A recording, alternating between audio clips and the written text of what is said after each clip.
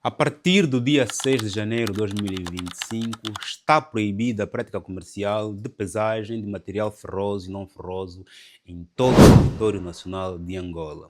O governo angolano está completamente decepcionado com os jovens angolanos que vão roubando infraestruturas, telecomunicações, saneamento básico, de eletricidade no país. Os jovens estão a roubar as panelas, os postes, as tampas de linhas de saneamento básico nas estradas, nos passeios. As casas estão a perder panelas, colheres e não só. E o governo decidiu cortar o mal pela base.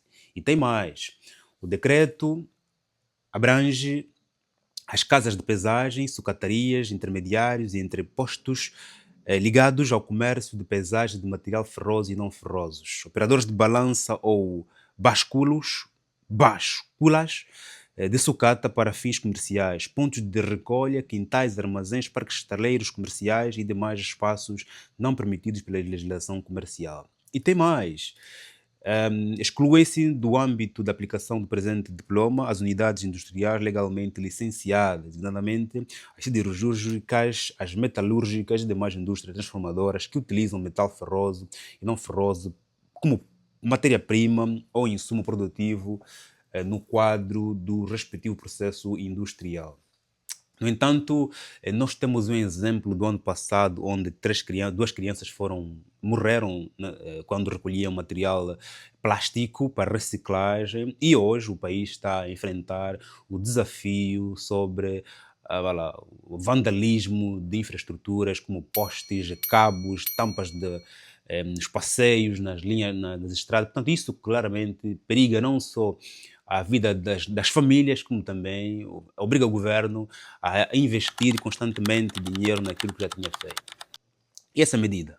Concordas? Não concordas? Está fixe? Está mal? Qual é a sua opinião? Põe aqui em comentários, que eu tenho muito gosto em poder claramente ler e também assim você contribui para a robustez aqui do tema. Vale aqui lembrar que a pergunta que a gente coloca é: por que esses jovens estão a roubar esses materiais todos, plásticos, ferros, e não só em casa, na rua e não só?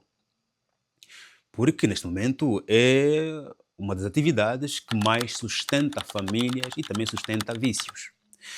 Porque o país está a enfrentar uma onda, um problema do desemprego, as pessoas vão procurando pelos negócios que existem e hoje peso de plástico, de ferro, jogos de aposta, são os negócios que existem no país. As pessoas vão por ali, claramente, oferecendo oportunidade para o sustento. E o governo perguntaria, né, quem são essas pessoas? Ou então nós nos perguntaríamos, quem são essas pessoas?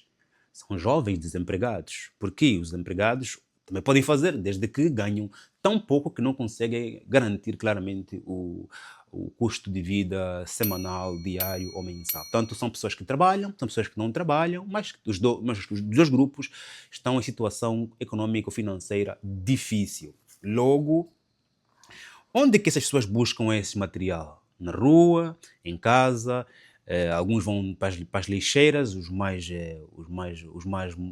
éticos, não é? Vão para a lixeira buscar, e os outros, claramente, tiram onde quer que encontre, na tua casa, na minha casa, na rua, portanto, não querem saber, portanto é que vou vender e vou me sustentar a mim, a minha família e não sou. Ponto. Logo, qual é a responsabilidade das empresas de peso e qual é a responsabilidade das pessoas que vendem esses pesos? Vale aqui lembrar que a medida mais eficiente seria responsabilizar as empresas que vendem peso de que há certo material que claramente não podem ser comprados, como por exemplo as tampas, os postes. Ao observar o material que está a ser vendido, claramente deve ser rejeitado ou não. Só que estamos a olhar agora para um mercado que está completamente descentralizado, sem controle. Existem quintais, armazéns, há todos os. Hoje, qualquer pessoa na sua casa tem lá a sua balança, está a pesar, está a vender para as indústrias, para a siderurgia, então está descontrolado o processo, ok? Porque algumas empresas podiam, sim senhora, ter controle do que está a comprar e outras não querem saber disso. E porque é difícil fiscalizar essas empresas, o governo decide proibir. Ponto. Entanto, foi a medida mais fácil, proibir. Que problemas essa medida vai criar? e quais seriam as melhores soluções. Mas não antes de lembrar que é importante você fazer like, subscrever, partilhar, porque é assim que este material aqui vai ser entregue a muito mais pessoas e também, claramente, se calhar esse vídeo aqui pode servir como sendo uma via de solução para o governo e também para aqueles jovens e empresários que viram a sua atividade a ser proibida no país e, se claramente, verem-se forçados a recorrer a outras fontes de financiamento ou então de sustento. É triste essa medida porque foi a mais dura, a mais fácil e a menos eficiente. Quais são os problemas que esta medida vai criar? Assumindo de que você, meu chefe, colocou like, subscrever e partilhar, porque é importante. Quero lembrar que a Servos Comunidades tem aberto ainda as inscrições, está aqui o QR Code, ou então pode me mandar mensagem aqui no meu WhatsApp, está aqui o contato no primeiro comentário. Pode anunciar a sua empresa aqui no canal, o meu e-mail está aqui no meu site, ou aqui na descrição, e também, claramente, os meus livros estão todos disponíveis em Angola, na Amazon, podes comprá-lo em formato físico, digital, e também tem um livro em formato audiolivro que está disponível aqui no canal gratuitamente. Obrigado. Vale aqui lembrar que esta medida vai criar três problemas. O primeiro problema é a ilegalidade. A proibição não quer dizer que os negócios deixam de existir. Aquelas empresas que estão legalizadas, esses armazéns, os quintais estão legalizados, vão agora continuar a exercer atividade, sim, mas na ilegalidade. Qual é o lado bom dessas empresas? Deixarão de pagar imposto porque foram proibidas e é mal postado porque perde a fonte de receita dessas empresas. E depois, claramente, a criminalidade continua, porque esta proibição não vai fazer com que termine a criminalidade. Por que vai continuar a criminalidade, Joaquim? Porque esses jovens não terão outra fonte de receita senão este negócio. Essas empresas, muitas delas, não vão fechar, porque também essa é a única fonte de receita. O que vai acontecer?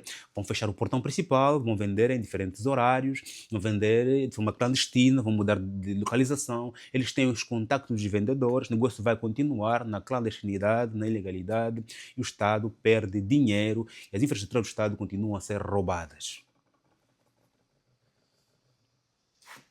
Temos que lembrar que as indústrias que estão autorizadas, disseram aqui, né? As indústrias siderúrgicas e metalúrgicas estão legalizadas, continuam a trabalhar. Essas indústrias precisam de intermediários.